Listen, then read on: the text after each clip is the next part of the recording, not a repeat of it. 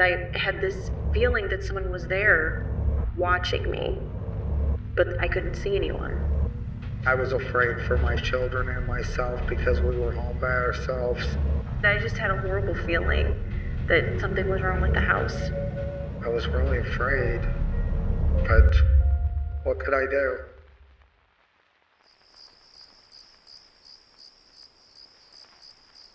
Cindy awoke with a jolt. It was the strangest sensation, but as her brain rationalised what she had just felt, a chill shot through her, and she pushed her body deep against the back of the sofa, moving a few inches away from the edge, as if she hoped it would keep her safe. She grew increasingly convinced, her eyelids still throbbing slightly, as if someone had just grabbed her eyelash and yanked it. She looked around the room. There was no one there. She glanced over at the clock. Only an hour had passed since she dropped off to sleep. She was used to being awake most of the night by this point, but this was a new record. Cindy rolled onto her back and covered her face with her arm. It was just a dream, she kept telling herself. Just a dream, as the tingly pain subsided on her face. Then, Cindy screamed out. She jumped up, clutching her arm as she did. She was awake this time. She knew she felt that one for real. Someone had punched her in the arm. Hard. Eyes wide and adrenaline pumping, she glanced around the room again. Nothing. There was no one else here. Nowhere for someone to hide. At least, not that quickly. Then she felt it in her chest. The now familiar sensation of her heart skipping a beat. It always did this when it was near. This was followed by the equally familiar feeling that caused the hair on the back of her neck to stand up. The feeling of being watched. Her eyes were drawn towards the wall. The wall that separated the living room from the room her daughters would sleep in. She stared at the wall as the hours ticked by, until the sun finally began to rise. She couldn't see anything, but that didn't mean it wasn't there. Cindy was convinced that there was someone or something standing by that wall, waiting for her to let her guard down. Something was in this house with them, and Cindy had its full attention.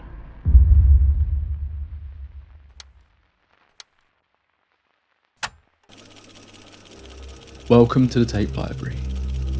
The winter nights are drawing in, and at least where I am, it's feeling very dark and gloomy. The perfect time for a ghost story.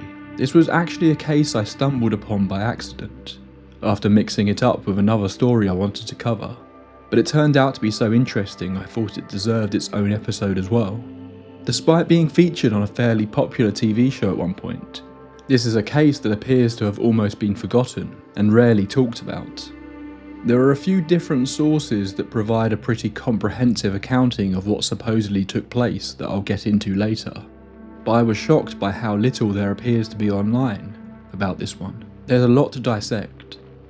Is this simply a disturbing story of an abusive relationship, mixed in with some very serious trauma, or an example of genuine paranormal activity? Well, that's for you all to decide. As always on this show, I will be presenting the story first, as close to as it was originally reported as possible, before later discussing any theories that could explain it.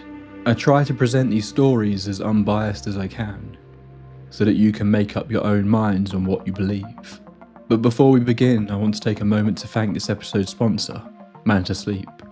Those of you who have been around for a while know that Manta is one of the only sponsors I work with, and that's because I genuinely like their masks. They offer a really wide range of quality sleep masks that are adjustable to offer total blackout.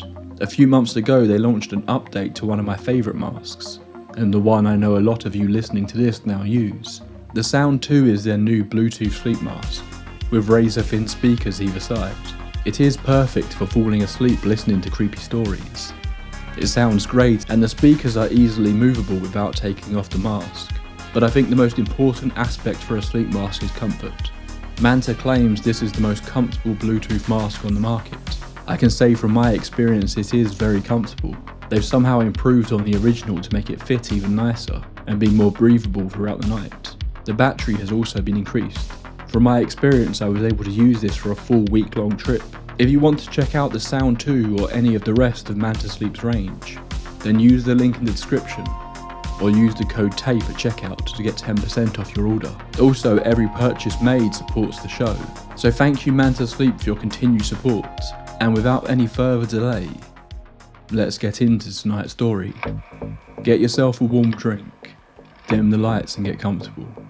It's time to tell the story of the violent haunting of the Sarro family.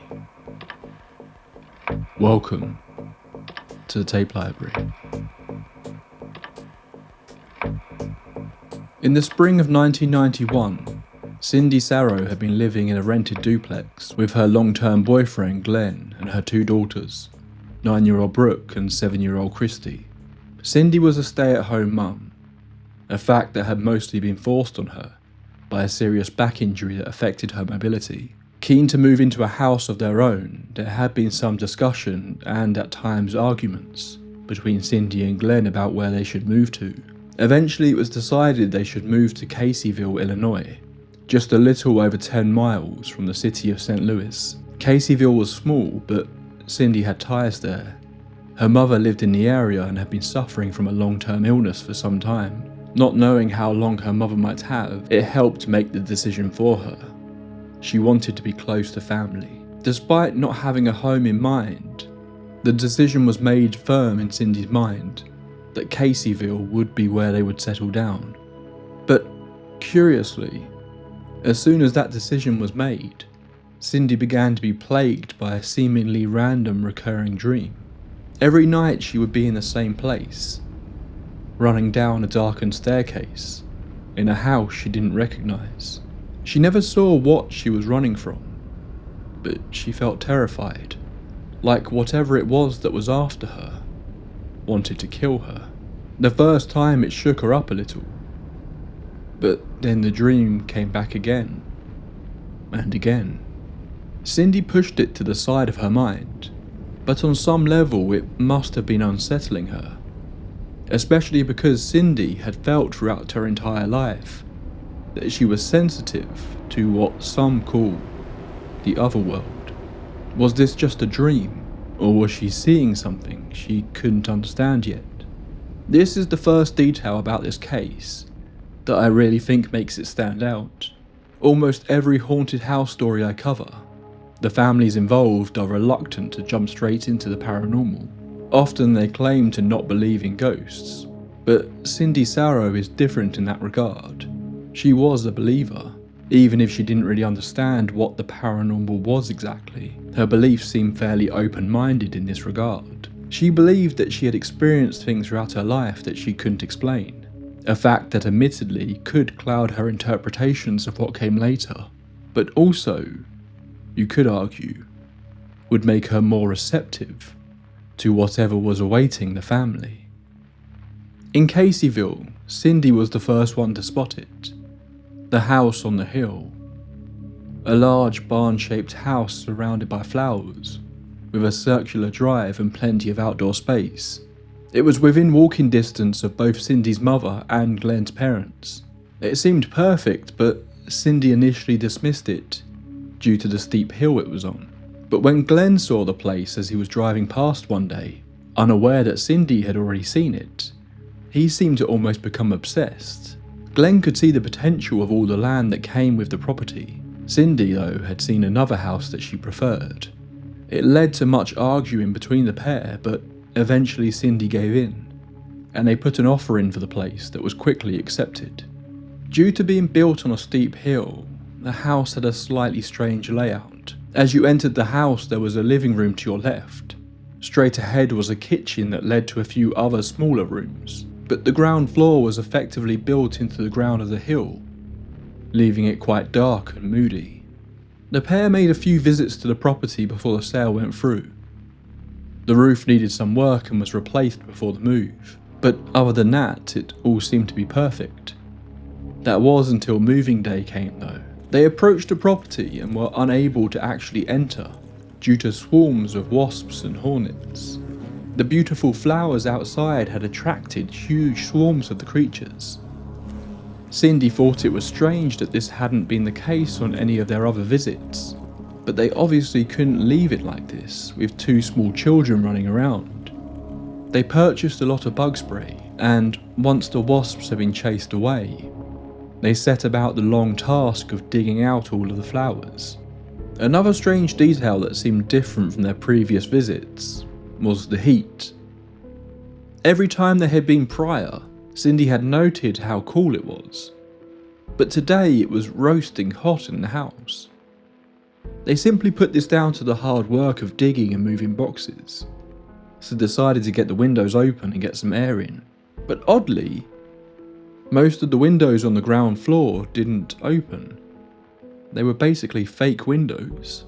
She thought a bath would be a good chance for the girls to cool off, so she sent them upstairs to run one. Moments passed and Cindy heard both the girls yelling and calling for her. She rushed into the bathroom to see the tap on the bath was pouring out a strange black liquid. Maybe this place wasn't quite in the good condition they thought it was, a fact that was confirmed as she started putting away items in the kitchen. She reached up to one of the upper cabinets to open it, and the door came off in her hand. She was frustrated, but before she could react, she let out a startled scream, as all of the other kitchen cabinet doors flew off, crashing to the floor. She couldn't understand or even begin to rationalise what had caused them all to fall like that. Glenn came to see what was wrong, but his explanation was just that the hinges were old and he could fix them. But Cindy was beginning to get a little weirded out. When they plugged in the toaster, the electrics all went out, but luckily Glenn was able to get it working again. They also noticed that the floor was drastically uneven in numerous rooms. How had they not noticed any of this before? Cindy was a little stressed out by all this, but her mood darkened further on their first night in the house. She hadn't noticed it in the day, but now the sun had set, she was sure of it. The staircase in their new home was the same one she had been dreaming about for the last few months. The next day brought more and more issues. When they tried to plug in their fridge, the socket broke through the wall as though it had been made of paper. The lights would go off and on at random intervals, as would the TV. At other times they would just seem to dim randomly. When she washed clothes, they would come out of the machine covered in a strange black oily substance that they were not able to find a source for. Frustrated, Cindy contacted the estate agent, demanding that they talk to the previous owners. But the previous owners denied any knowledge about these issues. They had lived in the house for years, and while the house was old and needed a little work, they had never experienced any of the events that Cindy was describing. Luckily, Glenn was handy and saw the property as a project, telling Cindy it would take a while, but they would get the place in shape. The girls quickly made friends though. There was a trailer just next to the new house where a woman named Kelly lived, with her boyfriend and her young son Sean, who bonded with Brooke and Christy, soon playing together every day. Glenn was working nights, so Cindy and her daughters would often be alone at home. Their fear didn't start out instantly, but one evening as Cindy began getting her daughters ready for bed, Brooke turned to her and practically begged her mother not to make them sleep in their room. Christy agreed with her sister. Neither of them wanted to stay in the room. Now, most parents would dismiss their child's demands like this as them simply getting used to a new home, but Cindy was having her own seemingly irrational fears. Something about the wardrobe in her bedroom made her really uncomfortable, and the fireplace also seemed to really unnerve her, so much so that she made Glenn promise not to light it. After a bit of back and forth, since Glenn wasn't there, Cindy agreed the girls could take her bed and she would sleep on the sofa in the living room, something that she didn't expect to become a practically permanent setup. Cindy put the TV on and drifted off to sleep. Suddenly, she was jolted awake by something. She couldn't say what it was. The TV was still on, as were the lights. It was midnight. She glanced around the room trying to figure out what had suddenly startled her, but could see nothing. But for some reason, her attention was drawn to the wall. The wall that ran between the living room and the room her daughters had refused to sleep in. Something about it made her feel uneasy. The girl's bedroom was completely dark, but the door was slightly ajar. Cindy became convinced that someone was watching her from that room. After building herself up, she plucked up the courage to approach the room and turn the light on. There was nothing out of place. She sat back down on the sofa. There was no one there, but she still felt uneasy. Then she noticed a strange sensation in her chest. Her heart seemed to be skipping a beat. The next day, Cindy was exhausted. Shortly after sending the girls off to school, she sat back down on the sofa and began to drift off to sleep. The next thing she knew, she was standing up in her living room. Everything was just as it had been when she fell asleep, but with one slightly unsettling detail. She could see herself laying on the sofa, sleeping. Was this a dream? It felt so real. Her mind flitted back to a childhood memory. She had experienced something like this before, but not since then. But before she could make sense of what was happening, she was struck by something in her stomach. Cindy doubled over in pain. Then, whatever it was smacked into her back. Cindy began to scream out, and then it hit her again and again. She couldn't see anything hitting her, but it felt clear these were not internal pains. Something was striking her. She could feel the pain, the sensation. This was no dream. It hit her over and over until she was practically pleading on the floor. Then suddenly she shot awake, still lying on the sofa, the throbbing of the blows still present in her body, but no marks had been left. Terrified, Cindy spoke to her mother on the phone, who simply dismissed it as the stress of the move. Cindy had simply been overdoing it. All of this was in her head. She just needed some rest. She put the phone down, thinking her mother was right, but the chill returned when the TV in the girls' room suddenly turned on at full volume. Cindy glanced into the empty room and shuddered. An electrician finally visited the home and looked into what was going on. He made a strange discovery. He said it looked like someone had deliberately messed with the wiring to cause the issues they were having. He fixed it and it seemed to work for a little while, but quickly the issues seemed to return. Cindy began to notice something else odd. Small items would go missing. Keys wouldn't be where she left them. She would put something down, turn around, and it would be gone, even when no one else was in the house. Glenn was worrying that Cindy was struggling with the move, so he came up with a plan that he carried out without talking to his partner. He turned up one day with a puppy. She was not happy, and seemingly neither was the puppy. It was perfectly happy when it arrived in the garden out front, playing with the girls excitedly, but as soon as they tried to bring it inside, it dug its claws into the ground. When they did bring it in, it rushed straight to the back door, desperately trying to get out. These weren't just teething issues with the new dog. It never settled in the house the entire time they lived there, and any time they tried to bring it in, it would try and get back out as quickly as it could. Glenn purchased a doghouse, and the dog seemingly happily settled into its new life outside.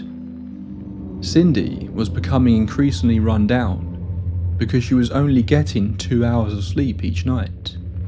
The girls were still refusing to sleep in their own room, so she was finding herself on the sofa every night.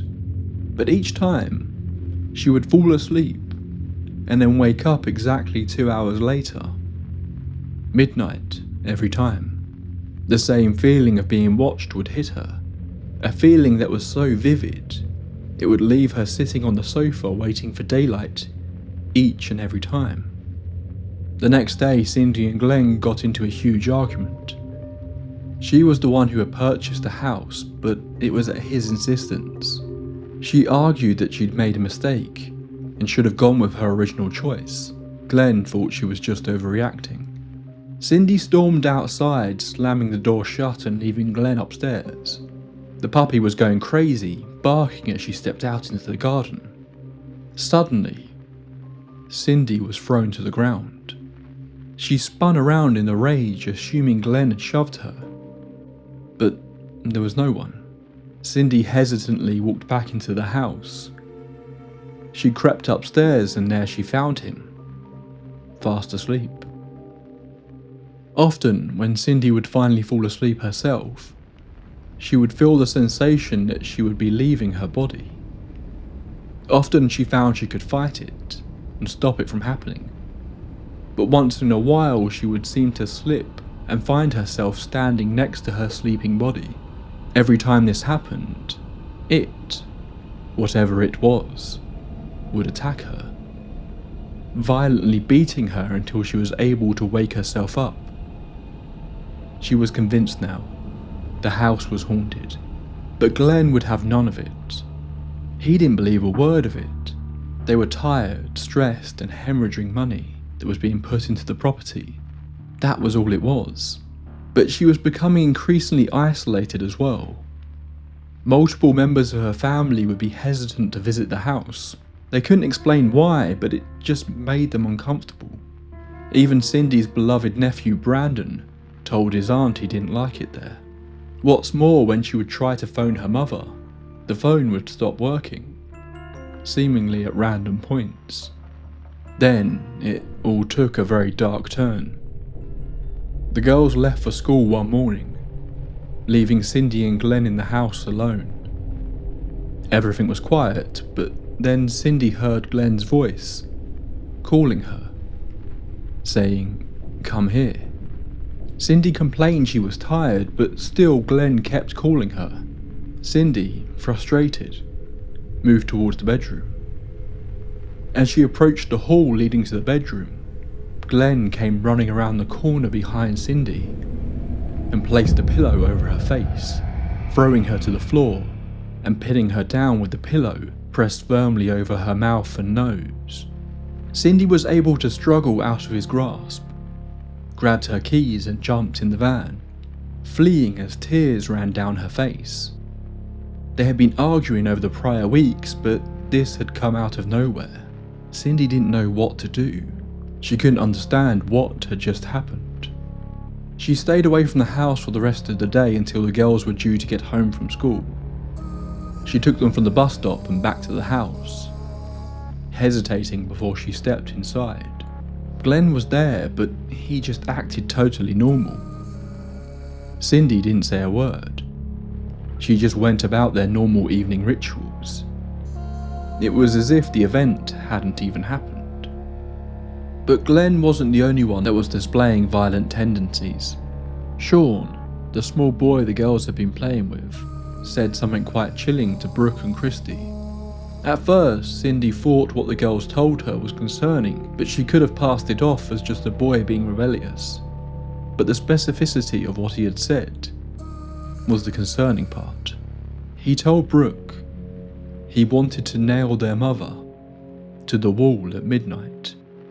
This wasn't his only outburst like this. One day Glenn was standing on the roof repairing it, when Sean said he wanted to split Glenn's head open with the tool he was using. Both times the comments came out of nowhere. This was not the sort of thing Sean would normally say. He was a perfectly pleasant, polite boy most of the time, and his mother didn't understand it. Sean couldn't really explain why he said it either. The night after Sean's outburst, Cindy experienced her most vivid phenomenon so far. Again, she was asleep on the sofa when she became convinced that someone had yanked her eyelash, the incident we spoke about at the start of tonight's episode, followed by the swift sensation of what felt like a punch, but as I said earlier, there was no one there. One night, Cindy decided to challenge it. She was laying on the sofa, staring at the wall, thinking to herself that it was unfair that it could see her, but she couldn't see it. Seemingly, it responded to her. After falling asleep, Cindy was jerked awake by what felt like someone punching her in the arm again.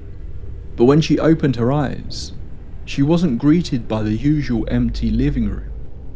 She glanced over to the wall, and standing next to it was a young boy, dressed like a child from the early 1900s.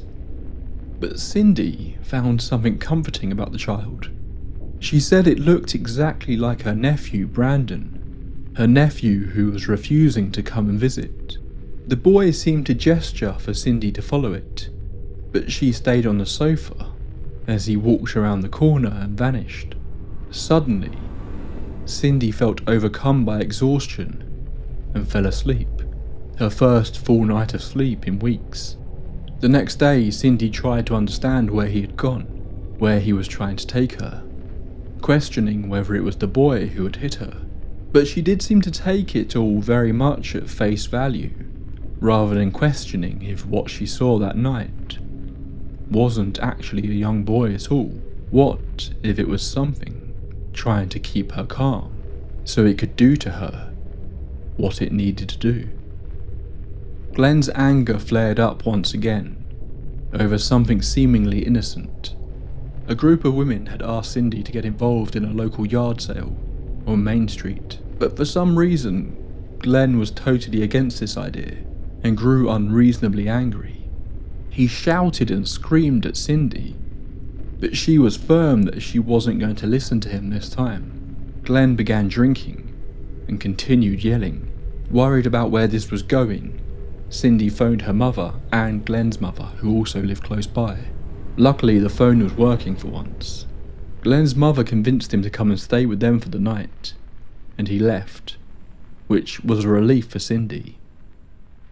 But then, late that night, she heard someone trying to get through the front door. She had locked it so they couldn't get in, but then she heard shouting and screaming. It was Glenn. Cindy told him to leave, but instead he began to try and smash down the door. She threatened to call the police, but he didn't stop. He was completely out of control, screaming as he slammed into the door over and over. Cindy felt she didn't have a choice and called the police. But then suddenly, it all went quiet. She looked out the window to see Glenn walking around the corner. She hoped it was over. But then, her blood ran cold when she saw him walking back to the house, now carrying an axe. The police arrived before Glenn could break down the door with the axe. When they asked him why he had it, he claimed he had been chopping wood, but obviously they didn't believe this excuse. But despite this, Cindy didn't press charges, seemingly not fully believing that he was to blame for what's happened on this night. But at the very least, she didn't invite him back to the house. Glenn begged for a second chance, saying he would stop drinking, but this was obviously not a decision that Cindy could make overnight. She did attend the yard sale that kicked off the entire incident, but didn't stay for long, after she spotted Glenn driving around, repeatedly doing laps of the block, watching her. Shortly after this, Cindy found herself jolted awake at midnight on the sofa, once again by what felt like a punch. When she opened her eyes, she realised she wasn't alone, but this time it wasn't the boy. This time, standing by the wall, was a tall young man, dressed as an old-fashioned soldier. He stared at Cindy with intense anger. She turned her face away, absolutely terrified, praying he would leave her alone. Sure enough, when she turned back, he was gone. What is curious about this haunting is that while Cindy claims to have seen these apparitions, they rarely seem to return. In many cases, she sees them once and then the next time, it's something different, which seems to indicate that whatever was causing the more commonly reported phenomena, the beatings, the strange electrical issues, was something else. A few nights after this, Cindy was awoken again. This time she fought against every instinct to look at the wall, afraid of what she might see. She kept her focus on the TV. Eventually though, she needed to go to the toilet. She cautiously walked into the bathroom without issue, but as she was washing her hands, she glanced up into the mirror, and what looked back at her wasn't her reflection. Just for a moment, the face of an old woman with sunken features and thin hair stared into her eyes. Cindy backed away, grabbed the chain to turn off the light and leave, but as soon as she turned the light off, the light instantly flicked back on. Cindy ran out of the bathroom, terrified. The sensation of her heart skipping beats was starting to seriously worry her, and she went to the doctor to get it checked out. The problem was it would only happen when she was in the house, so all her test results came out fine. Much like Sean had prior, Christy started having unexpected violent outbursts, spitting and shouting at her mother, which felt totally out of character. Cindy would wake up almost every night. On the rare occasions that she was able to get proper sleep, she would have the out-of-body experiences that normally led to the sensations of being beaten. But interestingly, it wasn't always a case of her just walking around her house as it normally was, as had happened before. On one occasion she had fallen asleep and began that familiar dream of running down the stairs, being chased by someone. But when she made it to the bottom of the stairs, she glanced into her kitchen to see it as a laboratory. Two men were standing there talking to one another, but she couldn't hear what they were saying. That was when she realised she was wearing a head torch, much like a coal miner. Before she could begin to understand what she was looking at, whatever had been chasing her caught up, and the beating began, more vicious than it ever had been. This wasn't like a normal dream though. Cindy felt like she had a certain degree of control. She desperately tried to return to her body so she could wake up, but then she said it felt like whatever this entity was pulling her back and into the dream world. She described that sensation as excruciating pain. Her bones cracked, she screamed in agony. As this happened, she claimed to hear a man's voice, repeating over and over, "It's evil. It's evil." Eventually, whatever was trying to keep her there gave up, and she jolted back into reality on the sofa. This was the incident that had scared her more than any other. She now became convinced whatever was in their home was trying to keep her in this out-of-body sleep state. She believed it wanted to kill her, or possibly something even worse than that. A couple of days later, the phone rang. Cindy answered it to hear a man's voice she didn't recognise. It simply said, "Can you talk, Cindy?" When she asked who it was, the phone went dead. By this point, Glenn had hesitantly been allowed back into the home, so far without any further incidents, but surprisingly he didn't get angry about a strange man calling the house. Cindy said the next incident was the last time she ever got any sleep in the house. Again, she woke up at midnight. Her eyes glanced to the wall. There was nothing there. But when she looked back at the TV, she noticed in the corner of her eye a sort of pinkish smoke. Instantly she panicked, convinced it was a fire. Ever since moving in, she had had an irrational fear of the place burning down, especially being fearful of the fireplace. In fact, she believed the fact that Glenn one day lit the fireplace, despite her constant insistence they shouldn't, was one of the reasons the activity had ramped up. When she looked at it properly, she said it looked like a large pink cloud floating out of the wall, and in the centre of that cloud was some sort of energy. It floated towards her. The lights in the room flickered on and off. Cindy was terrified, frozen to the spot. This was it. She was sure of it. Whatever this was, it was the thing that had been attacking her. But then she was filled with even more fear when it seemed to pass through the wall, heading in the direction of where her daughters were. She knew she needed to go to them, but she was terrified, trying to pluck up the courage to move, trying to understand what she had seen. But before she could stand up, Christy came walking into the room. Her face looked different. Cindy said it almost didn't look like her own. It seemed twisted in anger. She yelled at Cindy, "I saw what you did, and I hate you." But it wasn't Christy's voice. It was deep and filled with rage. It was a momentary thing. Before, she just seemed to return back to her normal self. Unsure why she had said that, or what she even meant by it. By the morning, she didn't even seem to have any memory of the incident.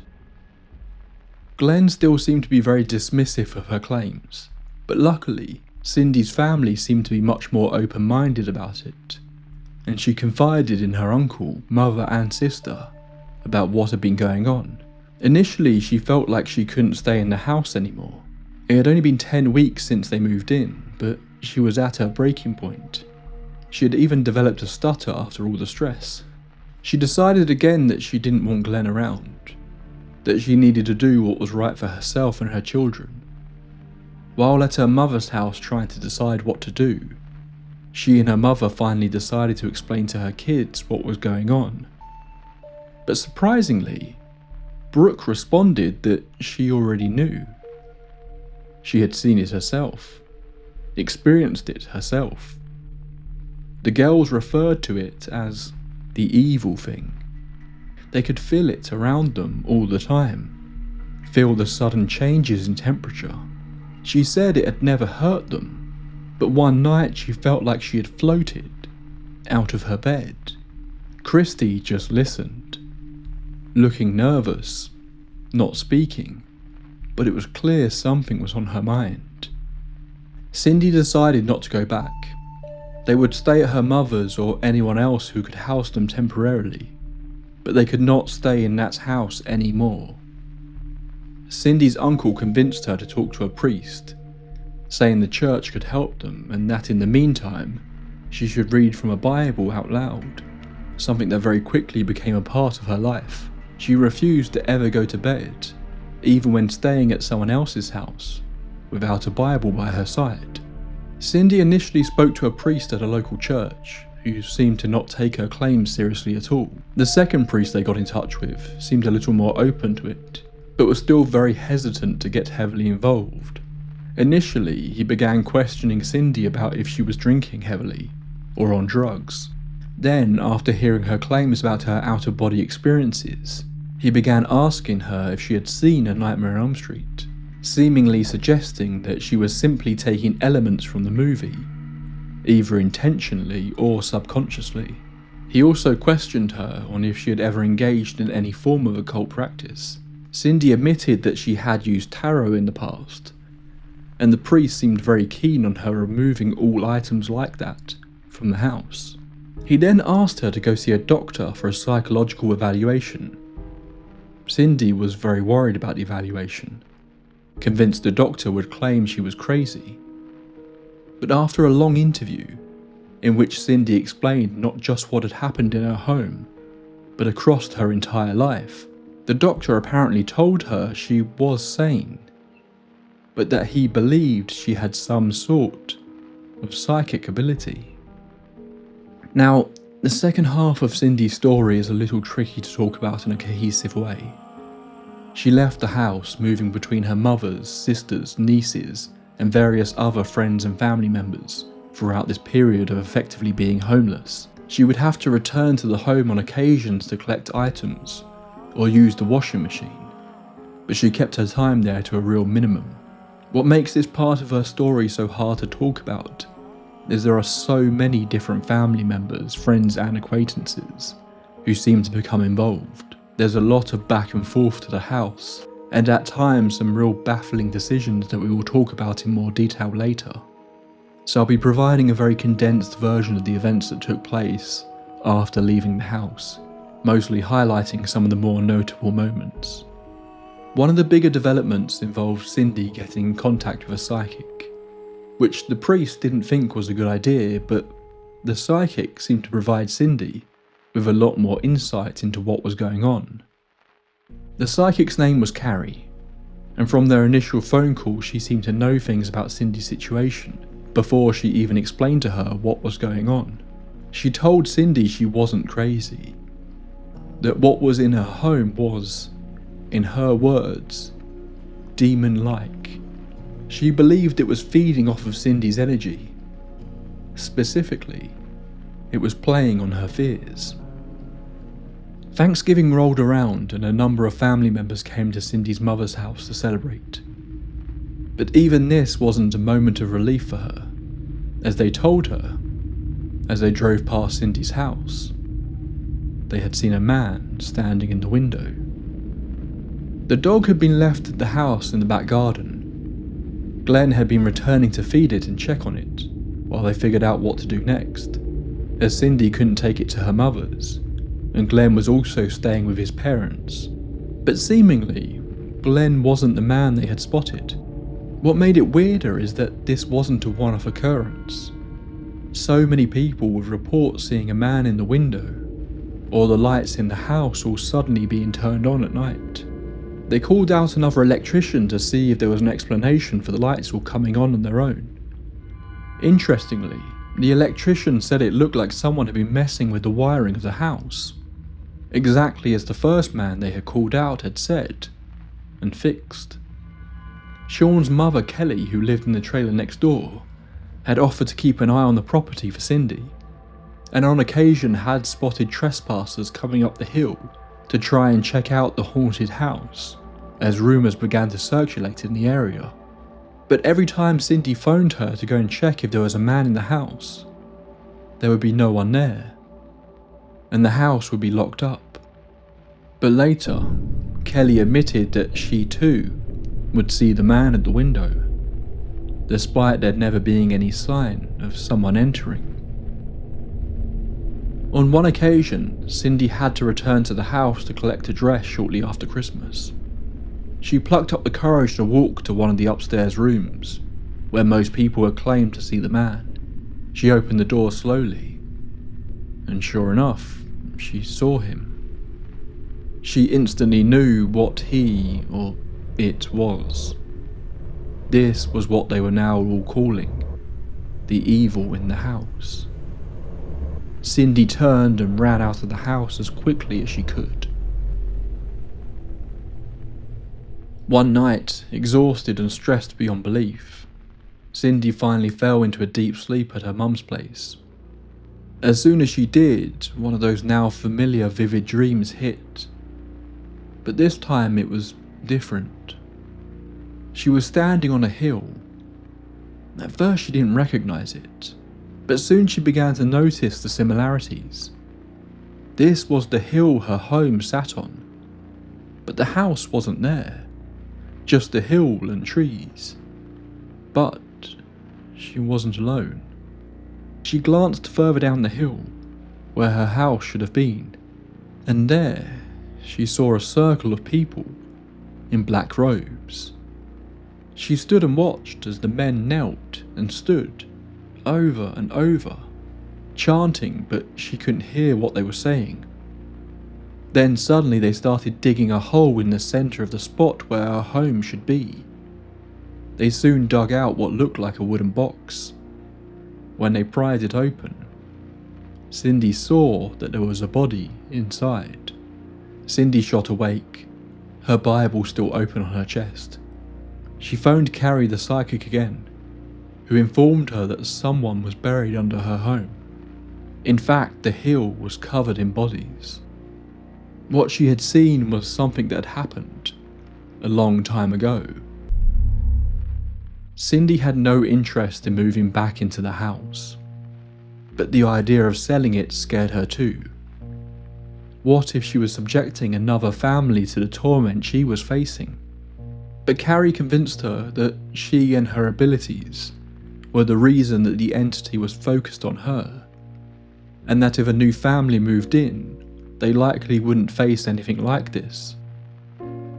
Glenn was still claiming to be skeptical, but he said he was willing to do anything to get their family back together and back in the house. He offered to tear down the house and build a new one. He said he would dig up the whole hill hunting for bodies if he had to, but Cindy said it wouldn't make any difference. Glenn's insistence that nothing was wrong though became a little harder to believe when Cindy visited the house one day and realised he had put up a crucifix on the door of the house. But why did Cindy put so much weight into these admittedly vivid dreams? Well, she claimed to be sensitive to the paranormal all throughout her life. She believed that she had been visited by dead family members, as had numerous other members of her family. But she also claims that she would, on occasion, see things before they happened, or things that she shouldn't be able to know about in her dreams. One example she gave of this was a particularly chilling story. One night, years prior to moving into the house, she claimed to have had a dream in which she witnessed a woman being brutally attacked and sexually assaulted by a group of men. She couldn't see the woman's face, but when she jolted awake, she said it felt so real. The sounds, the smells, the vivid details of her torment, and the blood that she saw. The next day, she received a call from her sister, telling her that a mutual friend of theirs had been murdered. When she explained what had happened, it sounded almost identical to her dream. Then her sister told her it had happened around 3 AM the night before, the exact time that Cindy had awoken from her dream. After a lot of phone calls and back and forth conversations, the priest finally came out to help Cindy with the house. He performed a blessing and Cindy felt that it had actually worked, like the presence was gone. So much so that the next day she began to move back in with the girls. Almost straight away, Cindy felt uncomfortable, like something was wrong. But she tried to put it to the back of her mind, hoping she was just paranoid. Then she heard Brooke screaming, claiming it was still there. She rushed to the stairs to see her daughter being held up by something unseen, unable to come down the stairs. Cindy yelled as much in anger as in fear, and it seemed to let her daughter go. This was the incident that made her realise there was no hope. The house was put up for sale, but initially it was only viewed by locals who wanted to get a look at the haunted house. During this period of time, Cindy visited the house with numerous friends who were curious and wanted to experience the phenomena themselves, and even a group of paranormal investigators. All of them experienced some level of activity. While the house was up for sale, they would have to regularly visit to try and keep the place clean for potential buyers. But Cindy would try and be in and out as quickly as possible. One day, Cindy ended up visiting the house, and Brooke came along to help her mother with some chores. Cindy walked into the living room and spotted something weird. The girls had a couple of old-fashioned dolls that held umbrellas. One of them was on top of the TV, facing away towards the fireplace. It was odd, but she assumed that one of the many visitors to the house had put it there at some point. Brooke, glued to her mother's side, followed her as she went to pick up some curtains, and took them to the bathroom downstairs to scrub them clean in the bathtub. The bathroom that looked out into the living room. The room where Cindy had seen so many things that she couldn't explain. Suddenly, Brooke slammed the bathroom door shut. Cindy's daughter was terrified. When she asked what she was doing, Brooke told her mother it was looking at them. Cindy asked who. Brooke said, the doll. When they finally opened the door, sure enough the doll had turned. It was now facing them. They left the house quickly. In the autumn of 1992, around 15 months after she had initially purchased the house on the hill, Cindy sold the property. Her and her children moved into a large trailer, not too far away so she could stay close to family, but she and Glenn finally parted ways for good. While she continued to experience what many would call paranormal events throughout the years, it was nothing close to what she had experienced in that house. She still believes that what they encountered there was something truly evil. Cindy and her daughters still say they have nightmares about the place, and while it doesn't seem like they were followed, all of them still sleep with the lights on and an open Bible close by. The home was purchased by a young couple with a daughter from out of the area. Apparently within a few months they too left, claiming their daughter had seen something that they could not explain. So what really happened? There's a lot to unpack here. As I stated in my intro, I sort of stumbled across this case by accident really, while researching another story. I couldn't believe it initially.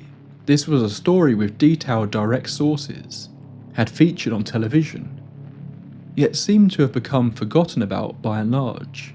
Shockingly few people seem to have covered this in the YouTube or podcasting sphere. I think once I started delving into it more, I started to understand partially why that may be the case. Seemingly Cindy didn't really talk about her experiences with anyone outside of her friends and family, but she did finally self-publish a book in 2006 detailing her story. What made her decide to do this after so long, I'm a little unsure. But despite just being self-published, it seemingly caught the attention of the producers of the TV series A Haunting, who very quickly made an episode detailing her story. Although it appears Cindy wasn't too happy with how they told her story and didn't find it accurate. She has in the last year also done an interview for the channel The Ghost Files, which I hadn't stumbled across before, but is an amazingly underrated channel that is basically producing sort of early 2000s style paranormal documentaries. As far as I can tell, these are the only sources of Cindy and her family's story that are available. For the purposes of this episode, I mostly relied on what Cindy claimed happened in her book, using the Ghost Files interview to confirm details, and the A Haunting episode to see what elements they decided to keep in. Let's begin by talking about why I think this story is difficult to tell. Cindy has written this book herself, seemingly without a ghostwriter or potentially even an editor. She is not a writer. I don't say this to belittle her, but she is simply someone trying to tell her story as she believed it happened, meaning this book isn't always an easy read. Events happen fast in the book, and as I alluded to earlier, particularly in the latter half, there are so many friends and family members that get involved, some that only stick around for a paragraph or two, that it becomes tricky to try and explain the events in what will likely be an hour-long video. If you want to know the full detailed story, I do strongly recommend getting a copy. While it is a raw account, I think that adds a little to the authenticity, maybe more so than it may feel hearing me speak about some of these events. I've told you Cindy's story, so from here this will be more my personal feelings on the case. As always, I will try to present both sides, the skeptical arguments that could explain away what happened, as well as the paranormal. I'll be honest, at times I found Cindy's story frustrating, particularly in the latter half. The whole story of them moving in and experiencing the haunting is super compelling and interesting, but once they move out, there are countless decisions being made that I just couldn't wrap my head around, that I will admit at times made me doubtful of what truly happened here. One of the reasons this episode has come out a little later than usual is because there were quite a few moments during preparing it where I had second thoughts about even covering it. But one of the things I said early on when creating these videos is I wanted to try and remove my personal thoughts on a topic when presenting the initial story as much as possible. So I shouldn't not cover a story because I personally think some details are maybe a bit sketchy. I want to really present these cases and leave it up to you as a listener to decide what you think really happened.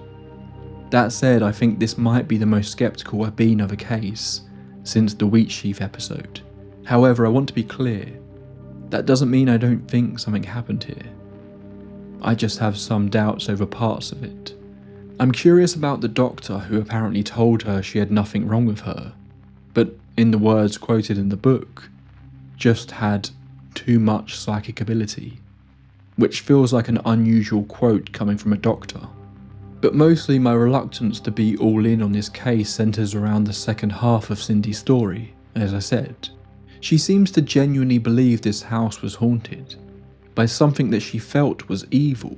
It had physically attacked her multiple times. It had caused uncharacteristically violent behaviour in the children. Her boyfriend had tried to break into the house with an axe.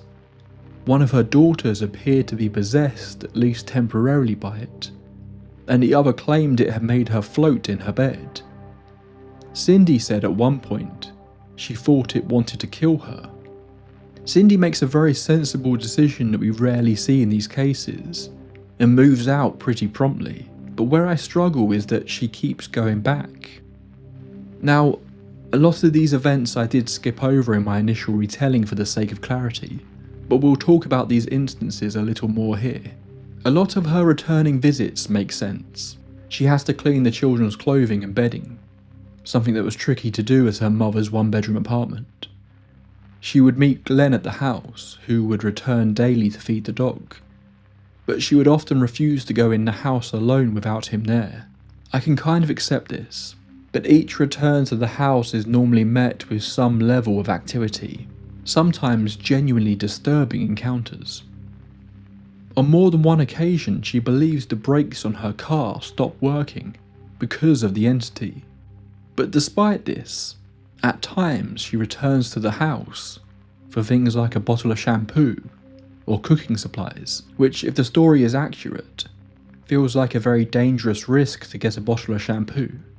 Sean's mother calls her one night to tell her there are trespassers near the house, but when Cindy arrives she realises they are just interested in the haunting and are polite, so she gives them a tour. She takes countless people into the house to experience it for themselves. In more than one instance, those people bring children with them. She even makes numerous trips back to the house, bringing her daughter Brooke with her, mostly just because her other daughter is too scared to even return. In the book, she even does this just a few sentences after claiming that she wouldn't take anyone back into the house ever again. Does this make her story seem fake?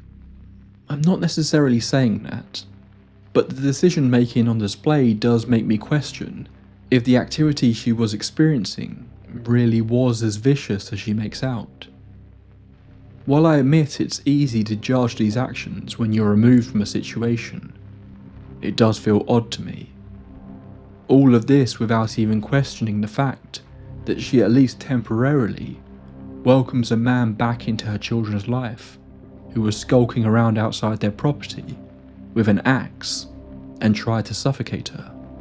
So while we're on that point, let's talk about Glenn and what I think is one of the more disturbing aspects of this story. The idea of the husband or boyfriend's character changing and becoming more aggressive while living in a haunted house does almost feel like a trope at this point. It's something we see time and time again in haunted house cases. But there are some details that suggest this example isn't quite as standard as that. In the very first chapter of the book, Cindy states that she and Glenn argued a lot. This was one of the reasons why they hadn't got married, despite being together for so long. She also makes it very clear that she is the one buying the house with her money, not him. Glenn comes off as a very controlling personality in her life before they even move in, convincing her to buy the house. Later, after living there for a short while, they argue constantly. He doesn't want her to get involved with the yard sale. He gets angry about her wanting to go back to work part-time. He lights the fireplace despite her being very clear that for some reason the fireplace scares her. I've only included a handful of his angry outbursts, But of course, the two most notable moments we did talk about: the pillow and the axe. It's frustrating to read how after these incidents, Cindy seems to meet up with Glenn over and over again. But of course, it's very easy to say as an outsider. It's silly for someone to keep going back to an abusive partner. These things are never clean cut, and people do go back even when their safety is at risk. But I think it's Glenn that maybe gives us the most plausible, skeptical conclusion to what has happened here. Cindy has experienced a lot of trauma throughout her life. That is alluded to in brief moments throughout the book. At the age of 8, her stepfather was murdered right outside their home. Her parents divorced. Her friend was brutally murdered. Her mother faces a long-term sickness, and even Cindy's own long-term injury. She also has a strong belief in the paranormal, believing dead relatives have visited her since she was a child, and this is a belief that has been passed through generations of her family, with even her daughters apparently giving her messages from the dead. You couple this with being pressured into buying a house that she didn't want, and at the very least being in what appears to be an emotionally abusive relationship that turns violent later. It becomes hard not to look at the fact that this could all be related to mental health. The entire situation feels very depressing. Even the way Cindy refers to the evil in the book feels almost like a metaphor for depression. Were the recurring dreams of being chased and beaten actually just a manifestation of her fears of Glenn? Were her children's claims just simply a case of two children in a troubled environment picking up on their mother's fears and beliefs? It's also worth noting that, unlike many cases, the family is surrounded by believers. Most of Cindy's family seem at the very least open to the idea that this is a haunting, and they quite often add their own thoughts into what is happening and introduce Cindy to people who firmly believe in this sort of thing, constantly adding fuel to the fire of her firm belief that something evil is in her home. As always, there is also an environmental possibility to all this. Cindy reports countless issues with the property, leaving open the possibilities of the old faithful reasons to dismiss claims of the paranormal, gas leaks and mould. The fact that this place seemed to be practically falling apart could also add further weight to the mental strain they were under. The fact that the previous owners claimed they had no issues doesn't hold much weight for me. They weren't exactly going to say, "Sorry, we sold you a dump. Enjoy." Could this be an outright hoax? For attention or money? As always, yes, it could be. There is no tangible evidence. All of the events have been told to us from Cindy's perspective for the most part. But she certainly hasn't made any significant money from this case, nor achieved fame. While getting a book deal for your haunted houses seems a reasonable plan in stories we cover from the 70s and 80s, going into the 2000s, these really successful paranormal books just really don't exist anymore. The haunting also feels a little too weird, and Cindy's retelling is so specific in odd little details that makes me struggle to believe in the idea of it being a hoax. But the chances of it being completely accurate, well, I doubt that as well. What I do find interesting though is that a decade separates Cindy's book and the interview on the Ghost Files, and her story doesn't change. Her daughters, now grown up, seem to genuinely believe this happened. Cindy even makes light of some of the more dramatic moments of the A Haunting retelling. It would be so easy for her to jump on that spiced up version of her story if all she wanted was attention, but she doesn't. She sticks to her version of events, the way she perceived it all playing out. I feel like I've maybe gone a little harder on this case than I sometimes do, but I want to be clear I'm not totally dismissing it. Yes, there's a lot of elements that I struggle with personally. Yes, I think mental health may have played a significant part in what's happened here. But I don't believe Cindy or her family are liars. She purchased a home and then essentially made herself homeless, and ended up living in a trailer, all within the span of a year, because of what she believed was in that house. I don't think you would do that without good reason. And while we are hearing all of this from Cindy's perspective, there were a lot of other people that seemingly claimed to experience different levels of activity when they visited the home. There is also the idea that we have spoken about countless times before, that if the demonic is real, or if people can be sensitive to a world beyond our own, would it not make sense for people going through trauma and hardships to become the focus of these darker forces? And of course, there is the old poltergeist theory, that maybe if Cindy really did have some sort of psychic ability, if such a thing were possible, that maybe there wasn't a haunting at all as such. Instead, what she was witnessing was some sort of mental manifestations being created from her abilities that she didn't have any way to fully understand. I mentioned this in the latest episode of Night Drive Paranormal, but I think it's relevant here too. When we hear these stories of the paranormal, it's important to remember that if they truly happened, no one really knows what they experienced. Every retelling we hear is clouded by that person's beliefs, their life experiences, the things that other people who claim to be experts on the topic tell them. But if there is any legitimacy to it, no one truly understands the paranormal. It's all purely guesswork. We all put weight into some element of these stories, while happily turning a blind eye to others to try and make it fit into our own worldview. I firmly believe that Cindy Sarro experienced something in that house on the hill, but what that something was, we may never know. But to her, it was something truly evil, and something she hopes to never encounter ever again. That's all for this episode of the Tape Library. As I said, this was a bit of a tricky one, but I hope you all enjoyed it. If you did and you're new here, then please do consider subscribing. If you're watching on YouTube, we're growing ever closer to that goal of 400,000 subscribers. But also, so many more of you seem to be joining me through the podcast version on Spotify, and on other platforms now as well. So welcome to all you new folk. I've got one last episode of the Tape Library and another night drive to bring you before we round out 2025 and I take a short break. But rest assured, I have the first few episodes of 2026 planned in, and they're going to be some really interesting ones. So I hope you stick around for another year of exploring the unknown.